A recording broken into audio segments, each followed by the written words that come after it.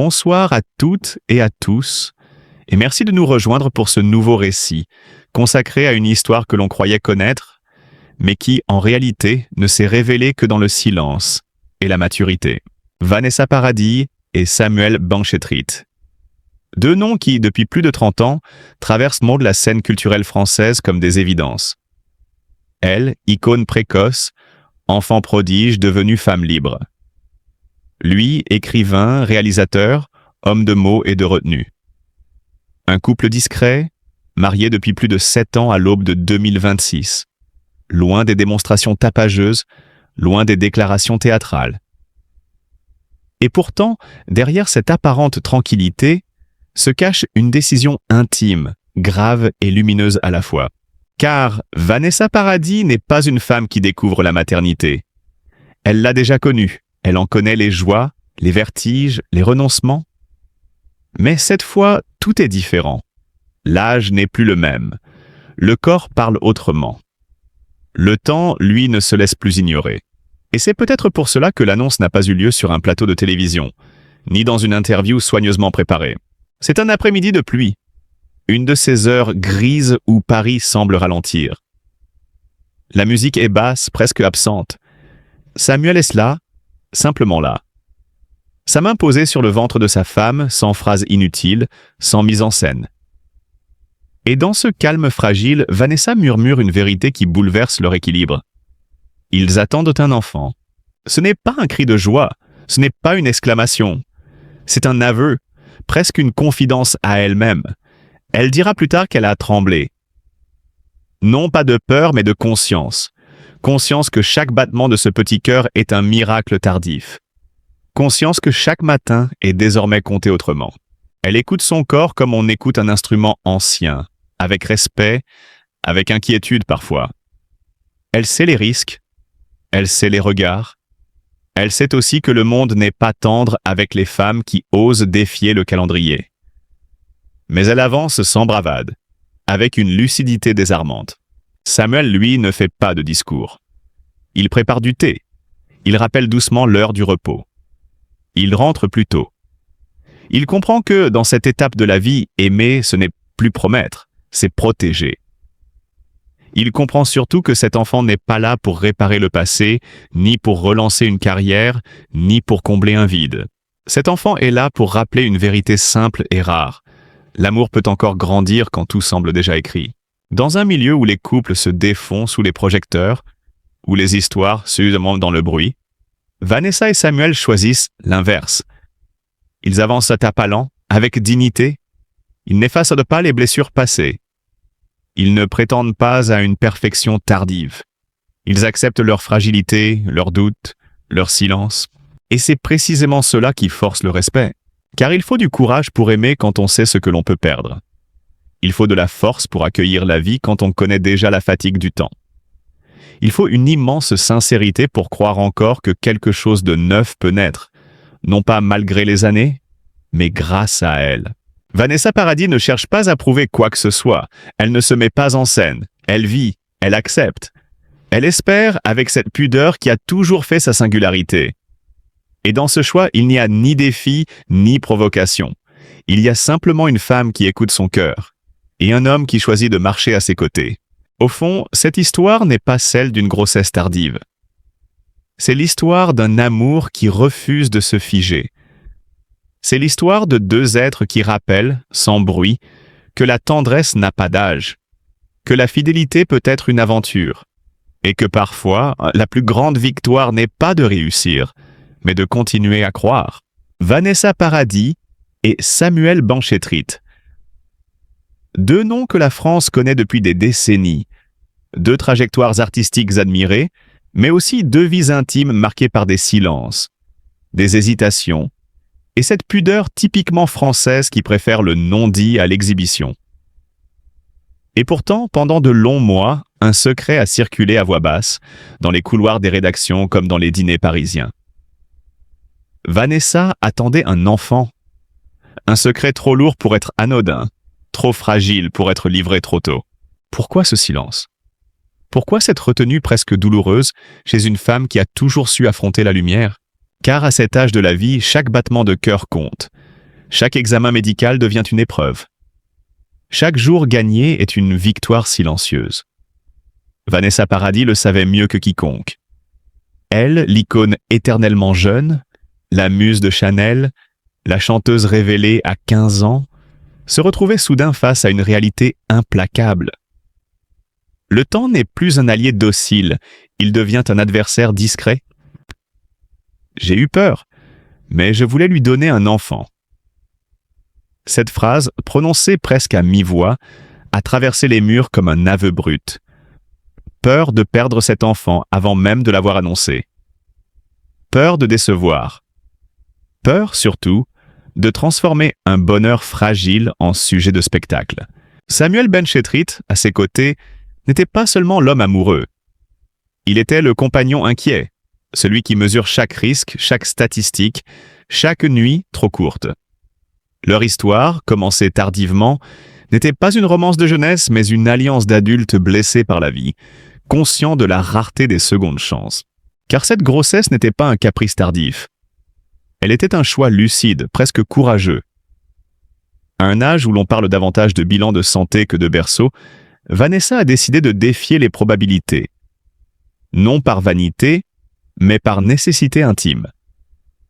Comme si ce dernier enfant pouvait sceller une histoire d'amour arrivée trop tard, mais vécue avec une intensité nouvelle. Pendant des mois, le couple a vécu dans une bulle de prudence. Pas de déclaration officielle. Pas de couverture de magazine. Pas de mise en scène. Seulement des rendez-vous médicaux discrets, des regards inquiets et cette question obsédante. Et si tout s'arrêtait demain? C'est là que se joue le véritable drame, celui que les projecteurs ne montrent jamais. La grossesse tardive n'est pas un conte de fées. Elle est une succession d'angoisses, de nuits sans sommeil, de chiffres qu'on apprend à détester. Chaque battement du cœur du fœtus devient un événement. Chaque silence devient suspect.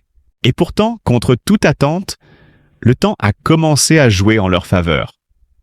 Lentement, semaine après semaine. Sans triomphe, sans déclaration prématurée. Comme si Vanessa avait décidé de ne croire au miracle qu'une fois celui-ci solidement ancré dans le réel. Quand enfin la nouvelle a filtré, la France n'a pas ri, n'a pas jugé. Elle a retenu son souffle. Parce que derrière la célébrité, chacun reconnaissait une femme confrontée à la même angoisse que tant d'autres, celle de voir le temps lui échapper. Cette histoire n'est pas celle d'un scandale. Ce n'est pas celle d'un coup médiatique. C'est celle d'un amour tardif, arrivé, quand on n'ose plus faire de projets trop grands, et qui ose pourtant défier l'horloge biologique. Vanessa Paradis n'a jamais cherché à se poser en héroïne. Elle a simplement accepté de vivre ce désir jusqu'au bout, en connaissance de cause, avec la lucidité de quelqu'un qui sait que chaque bonheur tardif a un prix. Aujourd'hui, si cette grossesse fait pleurer la France, ce n'est pas par voyeurisme. C'est parce qu'elle raconte quelque chose de plus universel que la célébrité. Le courage de croire encore, quand le temps vous dit d'arrêter. Et peut-être est-ce là, finalement, la véritable leçon de cette histoire. Que certains amours arrivent trop tard pour être faciles, mais jamais trop tard pour être essentiels. Dans le silence feutré des loges parisiennes, là où les projecteurs s'éteignent et où les masques tombent, une histoire intime a commencé à se frayer un chemin. Discrète d'abord, puis impossible à contenir. Vanessa Paradis, icône fragile et insaisissable de la chanson et du cinéma français, n'est pas seulement une artiste que l'on admire. Elle est aussi une femme que le temps a éprouvée, une mère, une amoureuse, et aujourd'hui, une femme confrontée à l'une des décisions les plus vertigineuses de sa vie. Lorsque son nom est associé à celui de Samuel Benchetrit, beaucoup y ont vu une rencontre d'esprits libres, deux âmes cabossées par leurs parcours respectifs. Mais derrière les sourires échangés sur les tapis rouges, derrière les regards complices face aux caméras, se jouait une histoire autrement plus fragile, plus secrète, presque chuchotée. Car il y a eu cette nuit. Une nuit sans témoin, sans flash, où Vanessa aurait compris que quelque chose en elle avait changé. À un âge où la plupart des femmes songent davantage à protéger ce qu'elles ont construit qu'à recommencer une aventure aussi risquée, l'idée même d'une nouvelle grossesse semblait presque irréelle. Et pourtant, selon plusieurs proches, c'est bien là que tout a commencé. dans une inquiétude sourde, dans un doute que l'on ose formuler à voix haute, dans cette peur intime que seule une femme peut connaître face au temps qui passe. Samuel Ben-Shetrit, lui, n'aurait rien vu venir. Ou peut-être trop bien. Certains racontent qu'il aurait deviné avant même que les mots ne soient prononcés. Un changement imperceptible dans le regard de Vanessa, une fatigue inhabituelle, un silence plus long que les autres. Des signes que l'on ne remarque que lorsqu'on aime vraiment. D'autres assurent au contraire qu'il a appris la nouvelle brutalement. Un soir, presque par accident, alors qu'elle-même n'était pas encore prête à y croire. Ce qui est certain, c'est que cette révélation a bouleversé l'équilibre fragile de leur couple. Car tomber enceinte à un âge avancé n'est pas un conte de fées. C'est une décision lourde, un pari contre le corps, contre la biologie, parfois contre la raison. Vanessa Paradis le savait mieux que personne. Elle avait déjà traversé les tempêtes de la maternité, les joies immenses et les peurs nocturnes. Elle savait ce que signifiait mettre un enfant au monde, et surtout, elle savait ce que cela coûtait de le faire lorsque le temps devient un adversaire. Dans son entourage, l'inquiétude s'est installée très vite. Des amis de toujours, des membres de sa famille, certains médecins aussi, auraient tenté de la mettre en garde. Non par manque d'amour, mais par lucidité. Les risques, les complications possibles, la fatigue, la fragilité du corps après tant d'années de vie publique intense. Et pourtant, Vanessa n'a pas reculé. Pourquoi? Parce qu'au-delà de la peur, il y avait ce désir presque irrépressible de recommencer à aimer la vie autrement. De sentir à nouveau ce mouvement discret sous son cœur. De croire qu'il n'est jamais trop tard pour accueillir un miracle. Dans l'intimité de son couple, les discussions auraient été longues, parfois douloureuses. Samuel Ben-Shetrit, homme de lettres, homme de doutes aussi, se serait montré partagé entre l'élan du cœur et la prudence de l'esprit. L'idée d'un enfant tardif le remplissait à la fois de joie et d'effroi.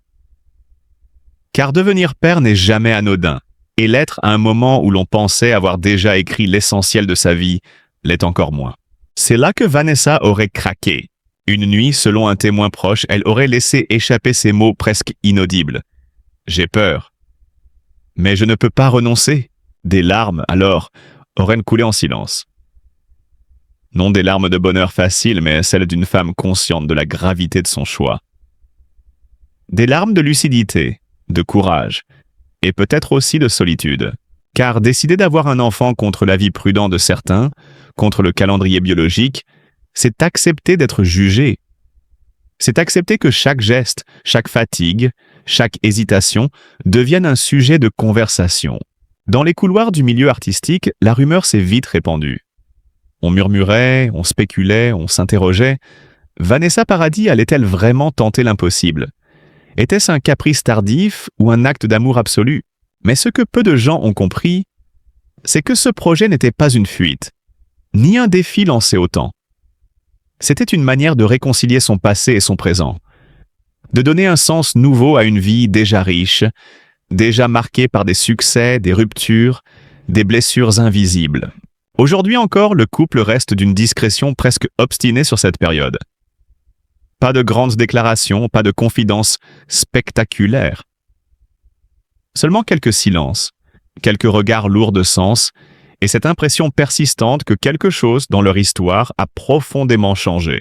Car qu'il y ait eu enfant ou non, réussite ou renoncement, une chose est certaine. Vanessa Paradis n'est plus tout à fait la même. Elle a regardé le temps en face. Elle a accepté de risquer l'équilibre de sa vie pour une promesse fragile.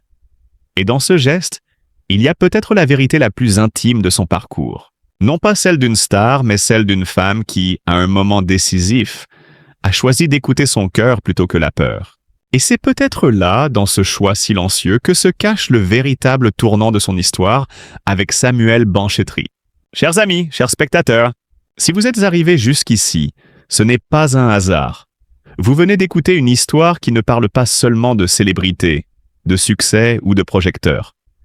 Vous venez d'entendre le parcours d'une femme et d'un homme qui, malgré les années, malgré les épreuves, ont choisi de croire encore à la vie, à l'amour, à la fragilité précieuse de chaque instant.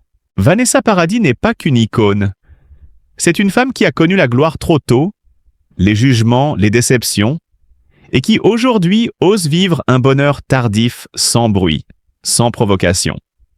Samuel Benchetri n'est pas qu'un artiste. C'est un homme qui a compris que parfois aimer, c'est simplement rester, protéger et accepter de marcher lentement. Derrière cette histoire, il y a une leçon qui nous concerne tous, celle qui nous rappelle que la tendresse n'a pas d'âge, que le courage ne se crie pas, que la vie peut encore surprendre quand on pense avoir tout vu, et surtout, que chaque être humain mérite d'être regardé avec bienveillance, même et surtout, quand il traverse des moments délicats. Si ce récit vous a touché, si vous avez ressenti ne serait-ce qu'un instant d'émotion, alors prenez quelques secondes pour soutenir ce travail. Un simple « j'aime » peut sembler dérisoire, mais pour une chaîne comme la nôtre, c'est un signal précieux. Un partage peut permettre à d'autres de découvrir cette histoire, d'y trouver du réconfort, peut-être même de l'espoir. Et un abonnement, c'est votre manière de nous dire « continuez, racontez encore, donnez une voix au silence ». Ici, nous ne cherchons pas le scandale facile. Nous cherchons à comprendre, à analyser, à respecter les parcours humains derrière les titres. Votre soutien nous permet de continuer dans cette voie exigeante, honnête et profondément humaine. Alors, si vous croyez encore à la force des histoires vraies, si vous pensez que la compassion a sa place sur YouTube, likez cette vidéo, partagez-la autour de vous et surtout, abonnez-vous à la chaîne. Merci de votre fidélité. Merci de votre écoute. Et à très bientôt pour un nouveau récit. Merci de nous avoir écoutés. Et à très bientôt pour un nouveau récit.